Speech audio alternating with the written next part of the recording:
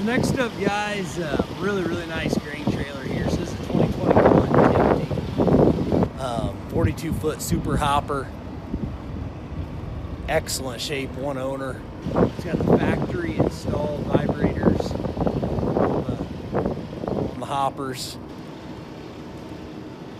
It's manual doors, all aluminum rims, electric tarp. All the lights do work. He's got them on now. It's obviously a sunny day, but I just kind of wanted to show you the flashers are working. Got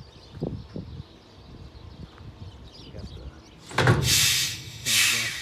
brakes there lighting up. Air ride suspension. Got the ladder in the front and the rear. Very clean, nice looking trailer. These trailers are pretty self-explanatory, but just kind of want to do the walk around video just to show you how good a shape it's in. Just turn off the side lights there. There's the walk around video, guys. 2021 Timpte Super Hopper. It's got the commodity hoppers on it. So good luck, guys. Auction time at Old 20 Auctions.